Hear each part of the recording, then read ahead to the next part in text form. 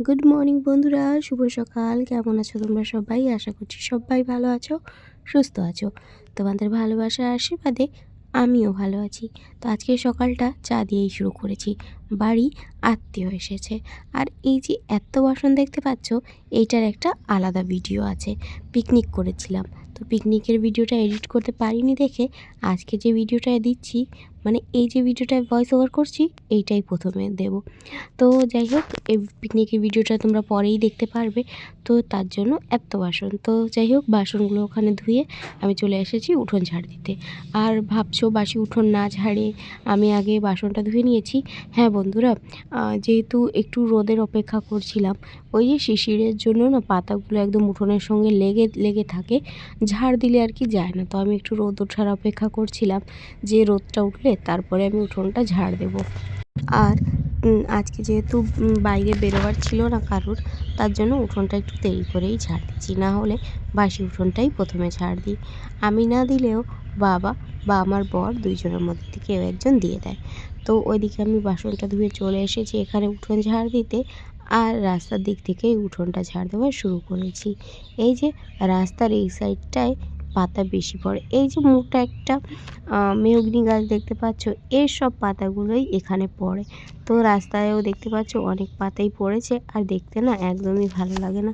তো কী যেন বলছিল আমার বর, তো সেটাই ওকে দিতে গেলাম। ও হ্যাঁ, জল আনতে যাবে, তো জলের ড্রামগুলো দিতে বলছিল। তো ওকে দিয়ে এসে আমি আবার লেগে পড়েছি এই যে ঝাড় দিতে।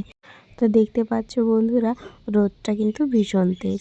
আর এইরকম তেজ রোদে বলতে পারো বড়ি দেওয়ার সময়, আচ্ছা কার কার বাড়ি ডাল বড়ি দেওয়া হচ্ছে আমাকে একটু কমেন্টে অবশ্যই জানিও। তো আমিও চাল কুমড়ো এনে রেখেছি, তো কবে যে বড়ি দেবো সেটা বলতে পারছি না। ওই যে আজকেও বর বাইরে গিয়েছে, মানে কলকাতা গিয়েছে, আর ওর বলে কালকেও যাওয়া আছে। তো কবে যে বড়িটা দেবো সেটা বলতে পারছি না। কুমড়ো এনে রেখেছি জানো তো বড়ি দেওয়ার জন্য। তো দেখো রাস্তা দিয়ে সকাল সকালই কত গাড়ি যাচ্ছে, যেহেতু এটা একদম মেন রোড। আর মেন রোডে তো সবসময় গাড়ি থাকবেই, তাই না? তো আমি সোয়েটার পরেই ঝাড় দিচ্ছি, আর গরম লাগছে জানো তো, যেহেতু এই যে রোদের তাপ। আর আমার বাড়িতে না এই জায়গাটাই রোদ থাকে, উঠোনে এখনও রোদ এসে পারেনি। উঠোনটা এখনও ওই যে ছায়াই আছে। তো রোদে এখানে ঝাড় দিচ্ছি, বেশ ভালো লাগছে। আর এই পাতাগুলো না আমি আমি যে সাইডে ঝাড় দিচ্ছি তার বিপরীতে হাওয়া চলছে, আর পাতাগুলো বারে বারে উল্টো দিকে উড়ে চলে যাচ্ছে। তাই আর বেশি দূরে নিয়ে গেলাম না, এখানেই একটা গর্ত আছে, এখানেই পাতাগুলো দিয়ে দেবো। সময়ের সাথে সাথে পাতাগুলো এখানে নষ্ট হয়ে মাটি হয়ে যাবে। শ্বশুর বাড়িতে আপনার ভালো থাকাটা ডিপেন্ড করে আপনার বরের উপর। আপনার বর যদি ভালো হয়, তাহলে আপনার সুখকে আর কেউ আটকাতে পারবে না। আপনি সংসারে অনেকটা সুখী থাকবেন। আর তার বিপরীতে যদি আপনার বর ভালো না হয়, সাপোর্টিভ না হয়, কেয়ারিং না হয়, তাহলে আপনার দুঃখের শেষ থাকবে না। তো যাই হোক বন্ধুরা, আমি তো কথার মাঝে মাঝেই এইরকম জ্ঞান দিয়ে ফেলি, তো কেউ কিছু মনে করো না। জানো তো বন্ধুরা, আমার বাড়ি যখন গেস্ট আসে তখন আমার খুবই ভালো লাগে। ওই যে লোকের মাঝে থাকতে আমি খুবই ভালোবাসি, তবে সৎ লোকের মাঝে। যারা শুধু ইউজ করতে জানে তাদেরকে আমি একদমই পছন্দ করি না। আর তার থেকে বেশি ঘৃণা করি আমি মিথ্যে বলা মানুষদের। আমি কাউকে মিথ্যে বলবো না, আমার খারাপটাও আমি বলবো, ভালোটাও আমি বলবো। যদি আমি কারোর পরে রাগ করে থাকবো, তাহলে তার সঙ্গে আজীবন কথা বলবো না, সেটাও আমি করতে পারি। কিন্তু ওই মিথ্যে ভালোবাসা আমি কারোর সঙ্গে দেখাতে পারি না। ওই যে বলে না, বাংলার কথায় আছে আলগা পিরিত, তো আমি কারোর সঙ্গে ওই আলগা পিরিতটা দেখাতে পারি না। তার জন্যে আমি অনেকেরই কাছেই খারাপ। তো যাই হোক, আমি খারাপই থাকতে চাই, ভালো আর তাদের কাছে আমি হতে চাই না। এই ইউটিউব প্ল্যাটফর্মে এসে অনেকের কাছ থেকেই অনেক কিছু পেয়েছি। কিছু সৎ মানুষ পেয়েছি, আর তার সঙ্গে কিছু মিথ্যে বলা মানুষদেরকেও পেয়েছি, যারা কিনা আমাকে মিথ্যে বলে ঠকিয়েছে। আবার অনেক এমনও পেয়েছি মানুষ, বন্ধু পেয়েছি, যারা আমাকে অনেক ভালোবাসে, অনেকটা সাপোর্ট করে। তো যাই হোক, এইদিকে আমি উঠোন ঝাড় দিচ্ছি, আর ওইদিকে বাবা বেরিয়ে গেছে, বাবা গেছে একটু বাজারে।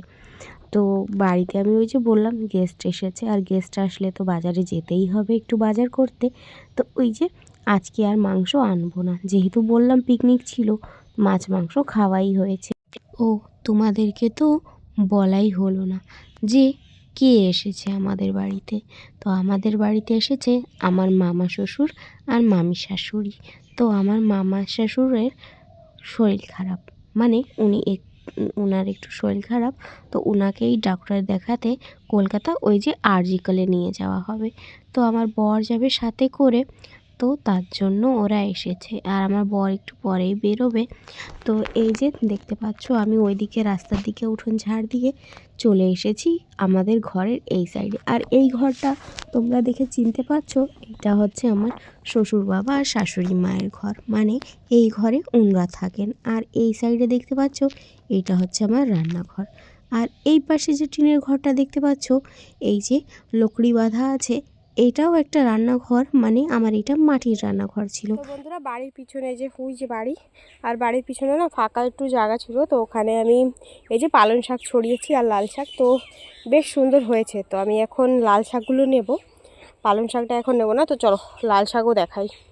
তো বন্ধুরা, এই যে লাল শাক আছে এখানে, ঘাসের মধ্যে হয়ে আছে, যেহেতু পরিষ্কার করিনি, অল্প একটু বীজ ছিল তো সেটাই ছড়িয়েছি, তো আর পরিষ্কার করা হয়নি, তো বেশ হয়েছে।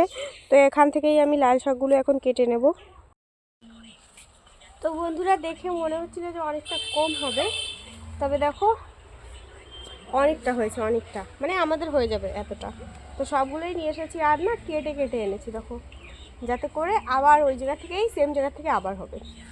তো আজকে হবে শাকভাজি, আর কি কি রান্না হবে সেটা তোমাদেরকে পরে দেখাবো। বাবা গিয়েছে বাজারে, তো বাবা বাজার করে আনবে, তারপর দেখাবো। তো বন্ধুরা, ওইদিকে বর চলে গিয়েছে মামাকে নিয়ে কলকাতা আরজিকলে ডাক্তার দেখাতে। আর ওই যে সকালে তোমরা দেখলে বাবা গিয়েছে বাজারে, তো বাবা বাজার থেকে মাছ নিয়ে এসেছে। মামি বলেছে মাছটাই খাবে, মাংস আর খাবে না। ওরা নাকি আগের দিন মাংস খেয়েছে, তো আজকে আর মশলাপাতি খাবে না। আর যেহেতু মামারও শরীরটা ভালো নেই, তার জন্য একদম হালকা পাতলার মধ্যে রান্না করতে বলেছে। তো এখানে এই যে রুই মাছ আনা হয়েছে, একটা গোটা সাইজের রুই বাবা কেটে এনেছে। তো বেশ অনেক কয় পিস মাছ হয়েছে। আর একটা প্যাকেটে আছে জানো তো, সেটা আমার ঢালতে একদমই মনে নেই।